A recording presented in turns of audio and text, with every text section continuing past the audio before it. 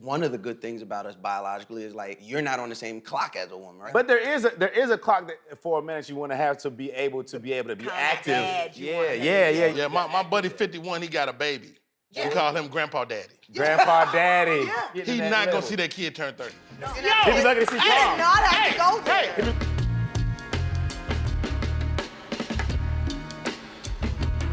Welcome to Listen to Black Men. We got everybody in here. My boy Tyler Chronicles. Tyler, I appreciate you letting us in your crib. No doubt. We got my boy Darren Brand. Brother, what's happening? What's happening? You here? What's happening? Vanessa Fraction. And the youngest of the youngest, we got Rodney Perry. Listen to Black Men starts now.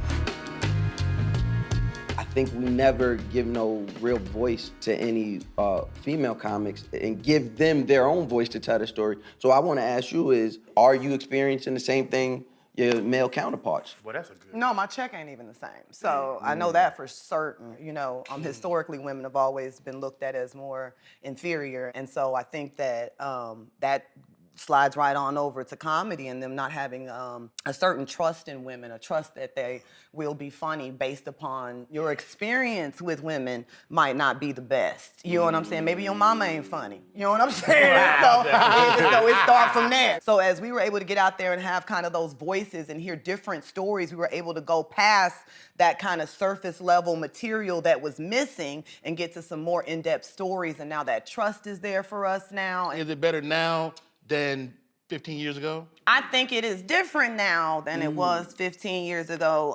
The possibilities for us are much vaster. They're bigger. It's a better lens on us, and we're starving for some of those stories, so we're getting opportunities that we didn't get. I'm very, very blessed that I have family that helped me with my children. I have 2 children, and they were infants when I started comedy, and so I'm getting emotional. It is a mind blower when you're sitting here trying to do I do my business, and am I supposed to be a better mother? How can I balance these things? And so I'm thankful that a lot of women now have a better opportunity to balance that, because some of the things we can do right here in your home, and you don't have to get on the road to kind of start your career. I don't think they get they just due at all, because I know a couple of ladies who would dog walk some of these fellas who headline the show. Oh, I'm one of them. I will dog walk. Absolutely. And you haven't looked me for a show yet, Darren, so I'm holding you to that wonderful word. Well, you know, you're kind of tied up now. Maybe I'm just an old black man, but I would say this. First of all, ain't no maybe to that. I'm gonna give it I would to say you. You've the earned worst enemy to women in comedy is women in comedy. Yeah.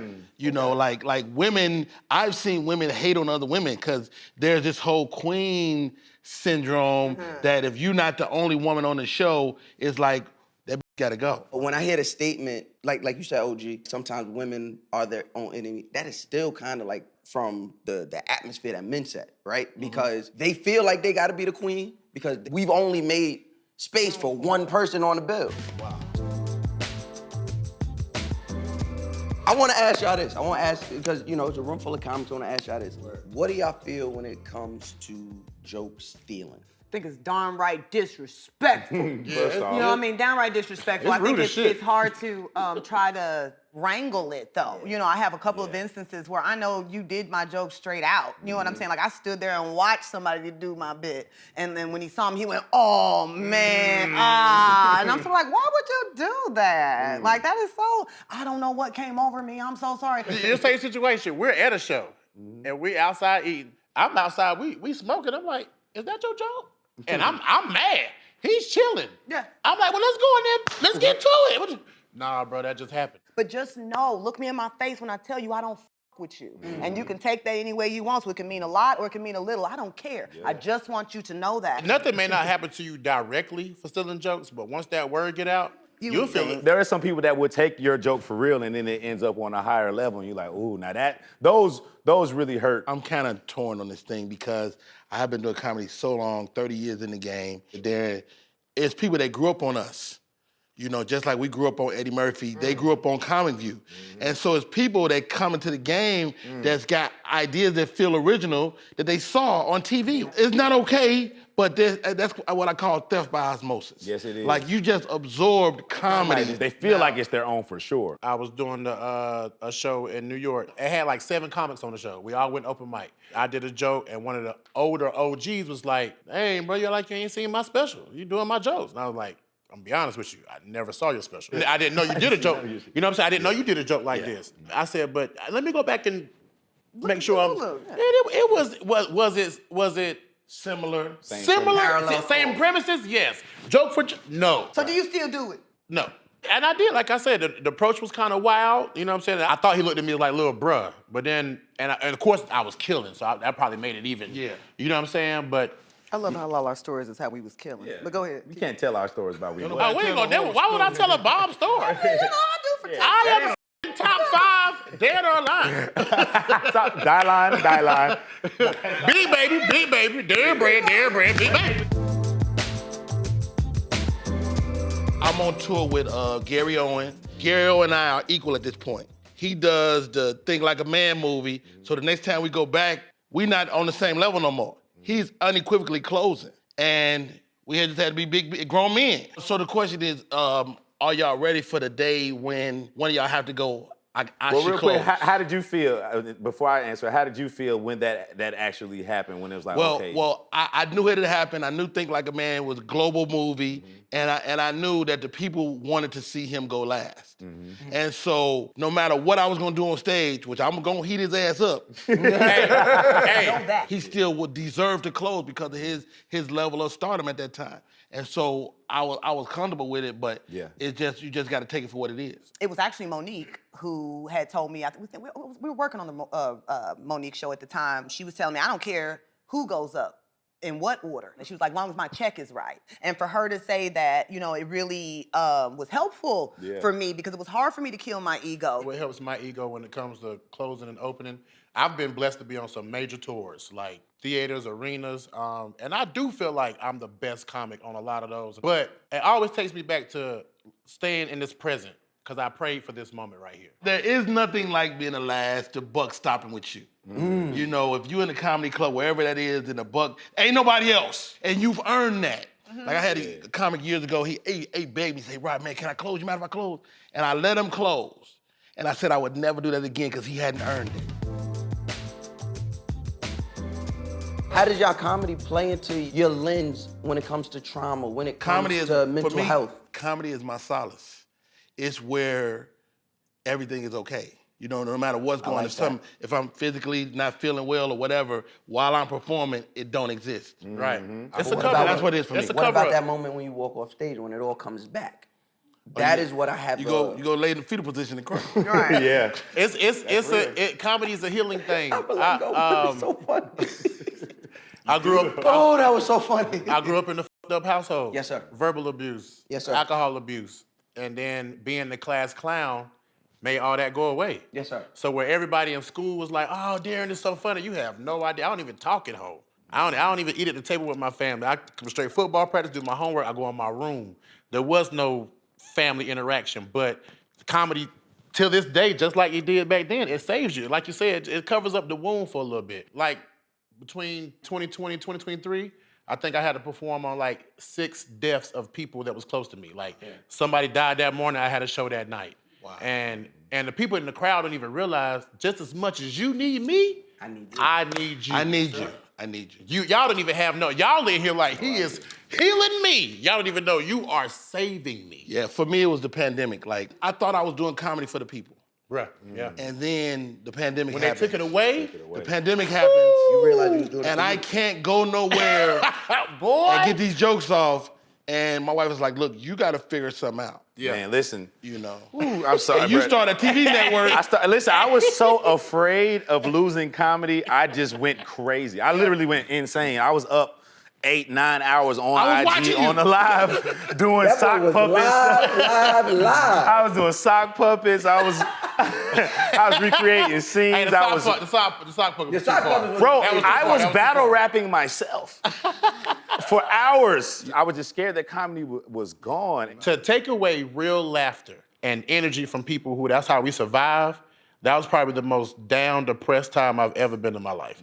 what about the feeling that you get? Because I can't equate it to no other feeling except for when I played sports and used to hear the roar of the crowd. The feeling that you get when those people actually laugh at something that you thought of. I get high, similar to but my thing is, You can't get that. but I don't want to rely on getting high. You know what I'm saying? Like, and that's my part. And that's my problem. I try to find balance. And that's why I got so scared in the pandemic, because I needed my. So, as road warriors, have you ever wrestled with the feeling of when you come home, life has already kind of moved on without you, or life has already found a way to go on around you? Yeah. I honestly felt I felt adjacent. Not that I felt that I was less needed in the home. I felt like, damn, could I have not done this gig and been here for my kid? You know what I'm saying? Like, I really deal with that now that I have adult children and my son has a huge chip on his shoulder. You know what I'm saying? And I'm trying to get to the bottom of it. But I can only, think that it has something to do with my absence, you know what I mean, in pursuit of this higher life for us. I'm fine with it now and still working through it, because if I were the dude, it would be looked at way different. You know what I'm saying? Yeah, I think women have a guilt, a natural guilt of being a mother and da-da-da. Dudes kind of, it's okay for the dad not to be there. Yeah. Provide. On some level. Because we provide, right. But I was providing too. Right. In fact, paying child support, we're providing. Facts. Yeah. I think we provide. agree. I think we provide. Right, I'm providing things, and I'm providing a lifestyle, and my kids stepping out and anything they want, and they know, oh, Dad, could you? That's this. But am I providing the safety net? Yeah. You kind of have to be selfish at some point. No, not kinda. You have to be selfish. Ultimately selfish. And it's horrible. Like, my daughter's sweet 16, right? So it's murmur around the house. It's murmur. Yeah. They murmur and nobody's talking to me. You know it was bad if it was murmur. Not like, chatter, it was murmur. Murmur. In the damn house. And I'm like, what's going on? And my wife was like, well, Shell ain't sure she wants you to come. Wow. Come to what? To Sweet 16? The one that's paying for it? I can't go? What?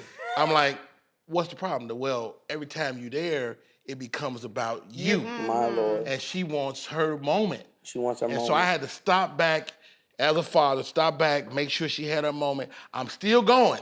Damn right. Because I did buy all this shit. Yeah. All these goddamn cookies, all these goddamn cookies and cakes and shit. Cookies and cakes. Cooking creams and gifts and bowls. And You see that scoop of ice cream? Yeah. That's me. Yeah. But I had to make sure that I was giving her that moment. Yeah. And so that was like a real moment that I personally had to stop and go, okay, let her be the center of attention. I think in the beginning, as far as me, I had to be extremely selfish. I missed funerals, birthdays, people who turned, big numbers, 60, family people I just missed because it was work, comedy. If I was off, I was driving somewhere to do a show, and if you weren't paying me, work, comedy, that was it. And I feel like all that sacrifice has got me to the point where I can now today say, no, I have to take pictures with my son. Wow. No, I have to do this with my family. You know what I'm saying? But them first 12 years. I was say mine's 26 now. Yeah, so I think he was. And I mean, she caught me slipping. I was ovulating, so my son a year and a half. I was ovulating. I was like, get up! She said you ain't check your calendar. On the flip side, y'all are doing a lot of work and missing out on being with your family. It makes me wonder, the amount of work was I doing, did it keep me from starting my own family? Because I've It never, has something to do with it. When I start to look back at my life, how y'all are looking back and saying, did I miss out on being with my kids? I'm thinking on the inverse, did the amount of work make me miss out on working on having my own family? So this is. Well, I think as a man, right, that's one of the good things about us biologically is like, you're not on the same clock as a woman, right? If you feel tomorrow like, hey, I'm good now. But there is a clock that for a minute you want to have to be able to be active. Dad you want to be. You want to be. I want to be. My buddy 51, he got a baby. You call him Grandpa Daddy. Grandpa Daddy. Yeah. It's tough. I mean, I'm getting there. He's not gonna see that kid turn 30. That's what I'm saying. You stupid. Yeah. He'd be lucky to see prom. I did not have to go there. He'd be lucky to see prom. You did not have to go there. I just had a 1.5-year-old. No, that's so funny. You ain't 51 I ain't though. 51, but still. I think about that all the time, though. Like, I think about that all the time. Like, Darren just shot me right You here. ain't gonna see that baby turn 30. after a while, you're gonna have to like just be like, all right, if I can make it to prom. Right. Right. That's how I feel about my son. I just hope I make him to high school. Make it so to I can prom, see yeah. him. You just Make it still you play just- varsity. Hey, You boy. gotta do it in 10-year increments. I just gotta get Get a 10. I gotta get All right, the we at 10. 10. Can I get him to 20? But you gotta make that time because I was letting it pass me by, and I just got married 2 years ago, and it's the best thing that. Thank you so much. Best thing that could have ever happened to me. You know what I'm saying? You gotta be intentional about that. The same way we put intention toward our career, and you set those goals and you make those plans toward where you want to be in your career. You sometimes have to do that same thing with your personal life because if I would not have been thoughtful about it, I still have hoes in different country codes, honey. Yeah. Still just living it up. Country code.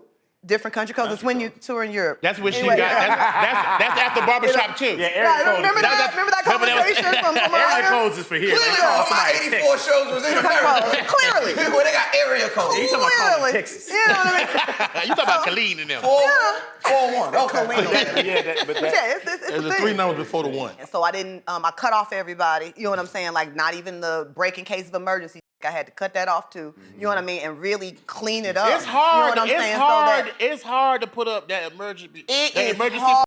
It's hard It's to put that up. But you gotta Are y'all say prepared no to that. I'm to just say saying, yes sometimes to it sounds something way else. back on the counter, and I didn't leave it there. Would you be prepared to find out?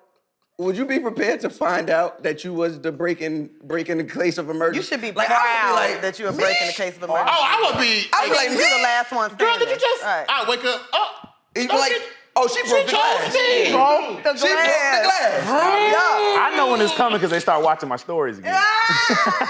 Like, oh, you back. Oh, you back. Back out in these streets. Oh yeah, Break she want me. glass. She know I see that. She wants you to see but that. she don't want to say that. But she wanted you to see that. She sees at the top. And I always say this, I didn't want no FOMO. So I think you should do everything. Everything you ever thought you wanted to do because I can't be What's tempted. Fear of missing out. I can't be tempted with anything because I had that. And if I ain't had that, I hadn't had something similar to that. You know what I'm What's, saying? let me put that in my notes. What's FOMO? FOMO, fear of missing out. No, he gotta lean over to me. You was ready for that one. Yeah. So when the real thing came, it was so easy to see. And when I see other things traipsing along trying to tempt me, well, I done had something like that, so I'm good. If you let the air out your tire, you can't ride. So us as Dang. y'all trying to play spades? hell yeah, dog. Goddamn. Got a few. Got the table set up. Let's Goddamn. What do y'all do to keep y'all that little bit of crack from showing? Like the things about our draws, like when we sit down, the draws We had sit to down. have this conversation right now. She asked. You don't have to answer that. Well, I'll speak for me and Rodney. When we sit down, our draws tend to sit down. Yeah. But what happens is when the tank top rises Yeah. Yeah. That's what I'm talking and the about. draws continue to load, Come on, Yeah. speak. that's where that air can get up in there.